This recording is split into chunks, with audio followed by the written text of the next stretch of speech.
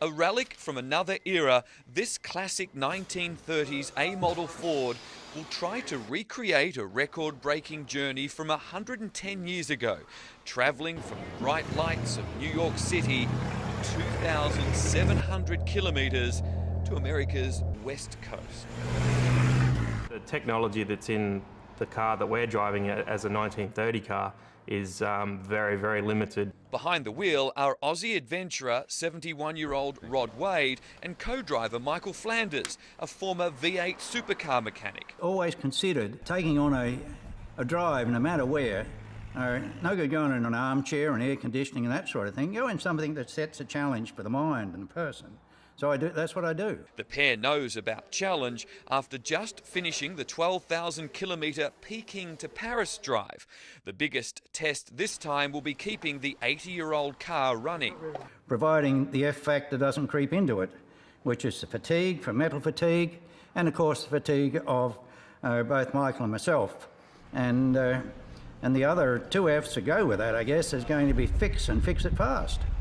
We've got a couple of screwdrivers, a ball of wire, and we can knit whatever parts we need. Under 60 hours is the goal, so to the average of 80 kilometres an hour should get us in at under 60 hours. Rod and Michael bottled some water from the Atlantic Ocean they hope to release in the Pacific. We're going to do a Le Mans start. And then they were off, disappearing into the dark.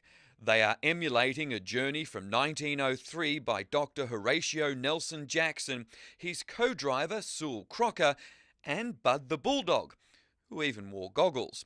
They were driving a newfangled horseless carriage. Forget about road maps, there are only 250 kilometres of paved roads and no petrol stations. It took them 60 days. Roads are wouldn't have been anywhere near as good as what they are now. So probably just dealing with the terrain would have been the hardest part for them, I would think. Even on modern-day freeways, Rod and Michael's cross-country dash would prove to be a greater challenge than they first thought.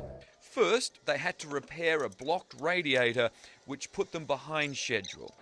Then, after 38 hours, as they were leaving Amarillo, Texas, this is the moment a knocking sound in the engine forced them to pull over. And I said, well, that's the noise I heard just before I broke a crankshaft, and bang, there it is. It was here the challenge would end. A storage yard in Texas where they reluctantly had to leave their old mate, the A-model Ford. There was a few bleeps, only for a little while, and you just have to accept it. Our hearts just sunk and we'd gone, well, that's it, the challenge is over. So, yeah, it was pretty devastating. But Rod and Michael decided to finish the journey to California's famous Venice Beach, albeit arriving in a hire car. We're here. Not the car we wanted. No. They also delivered on the promise to pour their piece of the Atlantic into the Pacific. Okay, top off and if you go. Let's do it. Okay.